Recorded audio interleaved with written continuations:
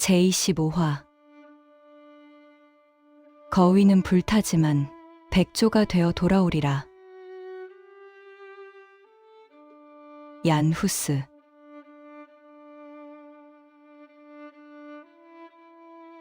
여러분은 혹시 자신의 죽음을 예언하고 그 예언대로 역사를 바꾼 사람의 이야기를 들어보셨습니까? 지금으로부터 약 600년 전 독일의 콘스탄스라는 도시 광장에 거대한 장작더미가 쌓였습니다. 그리고 그 위에 한 남자가 쇠사슬에 묶여 서 있었습니다. 그의 죄목은 오직 성경만을 믿었다는 것, 그리고 교황의 권위에 도전했다는 것이었습니다.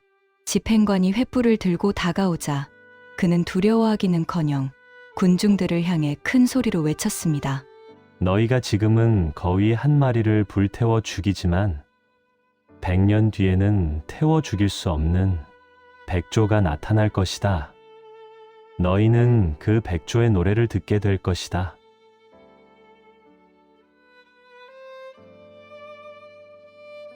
거위가 죽고 정확히 102년 뒤 그의 예언처럼 한 남자가 망치를 들고 나타나 유럽을 뒤흔들었습니다.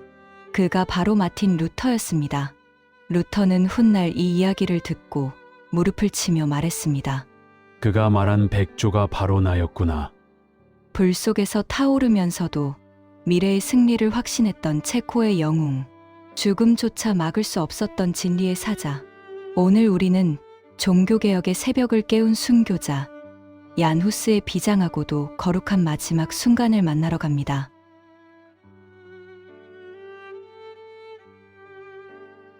이 이야기의 배경은 1400년대 초반 체코의 보헤미아입니다. 당시 보헤미아는 신성로마 제국의 중심지 중 하나였지만 종교적으로는 로마 교황청의 강력한 통제를 받고 있었습니다. 사람들은 영적으로 목말라 있었습니다. 사제들은 타락했고 성경은 라틴어로 봉인되어 있었습니다.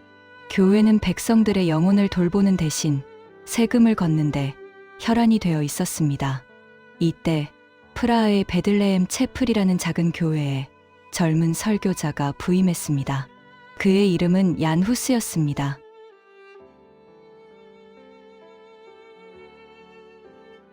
이 후스는 당시 명문 프라하 대학의 총장이자 최고의 지성인이었습니다. 그는 영국의 존 위클리프가 쓴 책을 읽고 깊은 감명을 받았습니다. 성경이 교황보다 위에 있다. 구원은 돈으로 사는 것이 아니다. 위클리프의 사상은 후스의 가슴에 불을 질렀습니다. 후스는 결심했습니다. 나도 우리 백성들에게 그들이 알아들을 수 있는 체코어로 설교하겠다.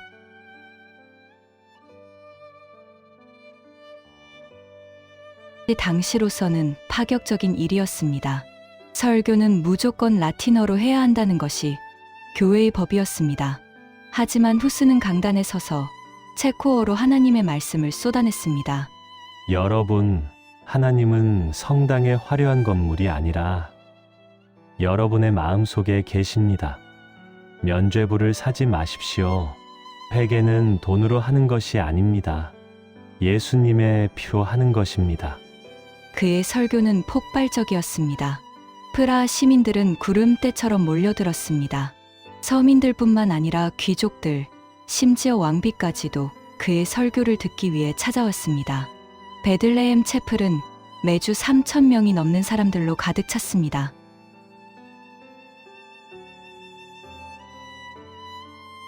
후스는 단순히 설교만 한 것이 아니었습니다. 그는 찬송가를 체코어로 만들었습니다. 그 전까지 성가대만 불렀던 찬송을 온 회중이 함께 부르게 한 것입니다. 예배당은 뜨거운 찬양 소리로 진동했습니다. 사람들은 눈물을 흘리며 하나님을 만났습니다. 보헤미아 전체가 영적인 부흥으로 들썩였습니다.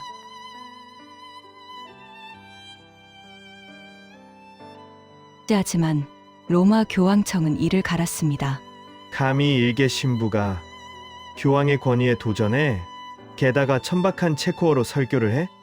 엎친 데 덮친 격으로 당시 교황청은 면죄부 판매의 열을 올리고 있었습니다. 십자군 전쟁 비용을 마련한다는 명목이었지만 사실은 권력 다툼을 위한 돈이었습니다. 후스는 이를 맹렬히 비판했습니다. 예수님은 원수를 사랑하라고 하셨는데 교황은 돈을 걷어 전쟁을 하라고 합니다. 이것은 예수님의 가르침이 아닙니다. 이것은 적그리스도의 행태입니다.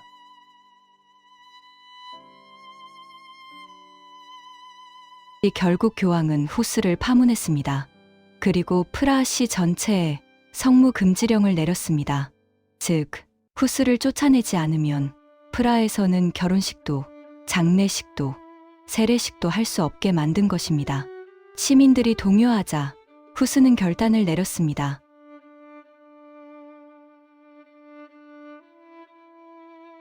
내가 떠나야 이 도시가 평안해지겠구나.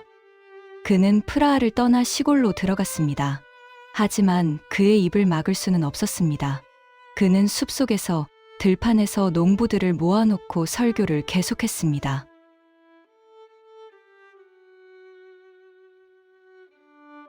그러던 1414년 신성로마 제국 황제 지기스문트가 독일의 콘스탄스에서 종교회의를 소집했습니다. 교회의 분열을 해결하고 개혁을 논의한다는 명목이었습니다. 황제는 후스에게 초청장을 보냈습니다. 존경하는 후스 대학장, 콘스탄스로 와서 당신의 신학을 변호하시오. 내가 황제의 이름으로 당신의 안전을 보장하겠소. 갈 때도 올 때도 누구도 당신을 건드리지 못하게 하는 안전 통행증을 써주겠소.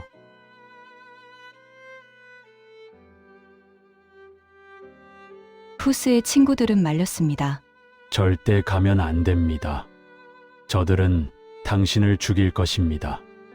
안전 통행증은 함정입니다. 하지만 후스는 고개를 저었습니다.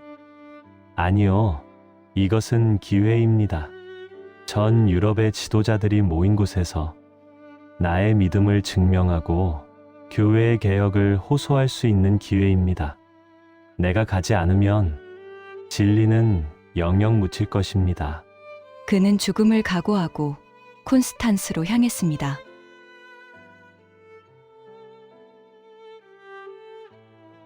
콘스탄스에 도착하자마자 황제의 약속은 휴지 조각이 되었습니다. 추기경들은 도착한 지 얼마 안 된 후스를 체포했습니다.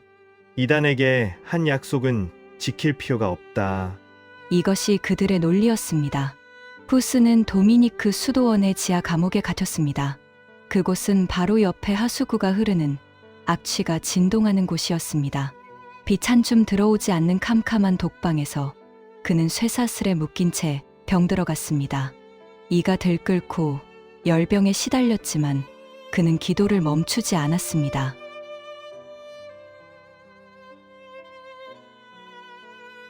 재판은 엉터리였습니다. 그들은 후스가 하지도 않은 말을 지어내어 그를 이단으로 몰아붙였습니다. 후스가 성경을 펴서 내가 어디가 틀렸는지 가르쳐 주십시오. 그러면 철회하겠습니다. 라고 말하면 그들은 고함을 지르며 그의 말을 끊었습니다. 닥쳐라. 교회가 틀렸다고 하면 틀린 것이다. 무조건 철회해라. 그들은 토론을 원한 것이 아니라 굴복을 원했습니다. 황제 지기스문트는 자신이 약속한 안전통행증을 어기고 후스가 잡혀갔음에도 모른 척했습니다. 그는 교회의 눈치를 보느라 죄 없는 한 사람의 목숨을 팔아넘긴 것입니다.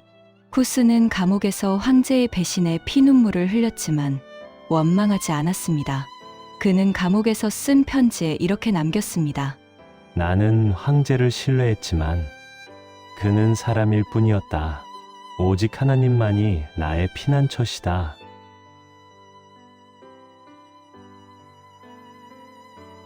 (1415년 7월 6일) 운명의 날이 밝았습니다. 후스는 콘스탄스 대성당으로 끌려갔습니다. 주교들은 그의 사제복을 하나씩 벗기며 저주를 퍼부었습니다. 우리는 너의 손에서 성배를 빼앗는다. 우리는 너의 영혼을 악마에게 넘긴다. 그리고는 종이로 만든 우스꽝스러운 고깔모자를 그의 머리에 씌웠습니다. 그 모자에는 춤추는 악마들의 그림이 그려져 있었고 이단 괴수라는 글자가 적혀 있었습니다.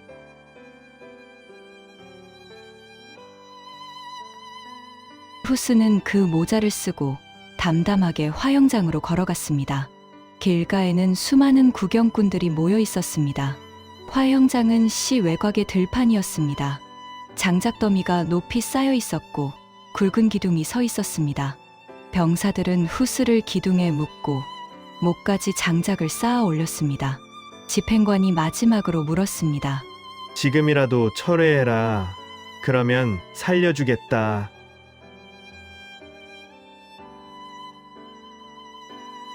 이 장작더미 속에서 후스의 목소리가 쩌렁쩌렁 울려 퍼졌습니다. 나는 내가 가르치고 쓰고 설교한 진리 안에서 죽을 것입니다. 하나님은 나의 증인이십니다. 나는 기쁨으로 죽습니다. 그리고 그는 역사에 남을 유명한 예언을 남겼습니다. 얀 후스의 성인 후스는 체코어로 거위라는 뜻입니다. 너희는 오늘 거위 한 마리를 굽는다. 하지만 100년 뒤에 백조가 나타날 것이다. 너희는 그 백조를 굽지도 산지도 못할 것이다. 그는 너희를 이길 것이다.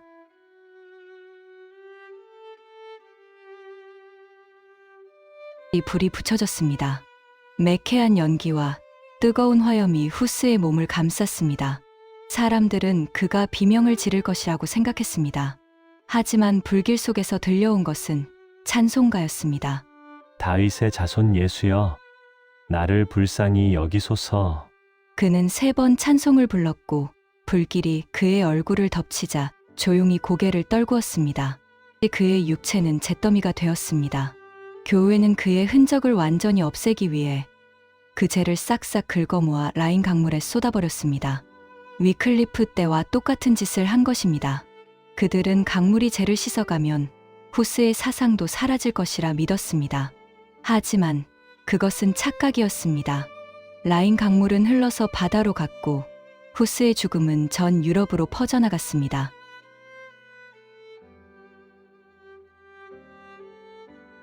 후스의 순교 소식이 보헤미아에 전해지자 체코 사람들은 분노했습니다.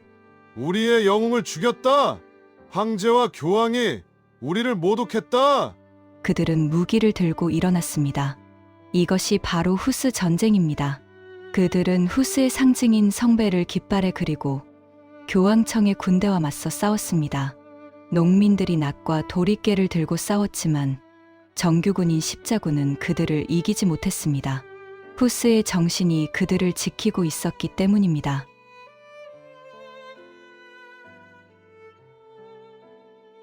그리고 정확히 102년 뒤인 1517년 독일의 비텐베르크에서 마틴 루터가 95개조 반박문을 걸었습니다. 루터는 나중에 자신이 후스의 글을 읽고 큰 영향을 받았음을 고백했습니다. 그리고 자신의 가문의 문장을 백조로 삼았습니다. 내가 바로 그 백조다. 후스의 예언은 소름 끼치도록 정확하게 이루어진 것입니다.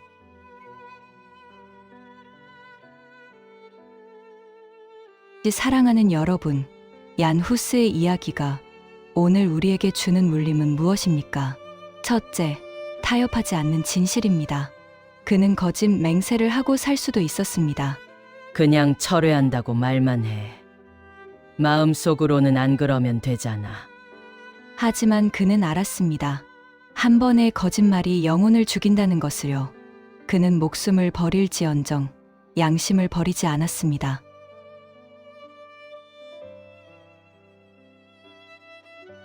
둘째, 배신을 이기는 믿음입니다.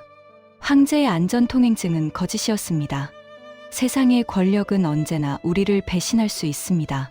사람을 믿으면 실망합니다. 하지만 후스는 감옥에서도 하나님을 신뢰했습니다. 황제는 나를 버렸으나 주님은 나를 버리지 않으신다. 이 믿음이 그를 끝까지 버티게 했습니다.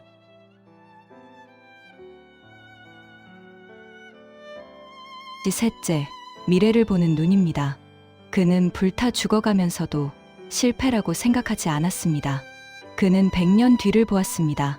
진리는 반드시 승리한다는 확신이 있었기에 그는 화영대 위에서도 당당할 수 있었습니다. 당장의 고난에 낙심하지 마십시오. 하나님은 반드시 역전시키십니다.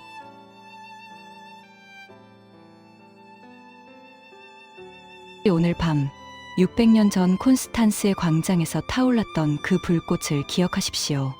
한 알의 밀알이 땅에 떨어져 죽으면 많은 열매를 맺는다고 하셨습니다. 거위는 죽었지만 그가 남긴 깃털 하나하나가 진리의 펜이 되어 종교개혁의 역사를 썼습니다.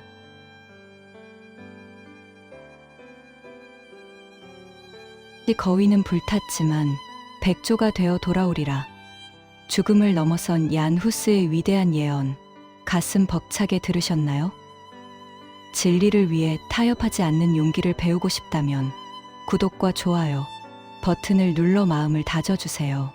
여러분의 작은 결단이 이 시대의 백조를 깨우는 노래가 됩니다.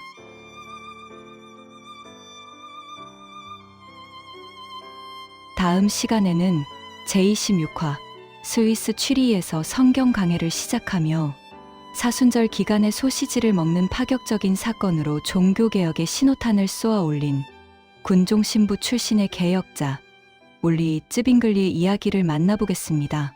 평안하십시오.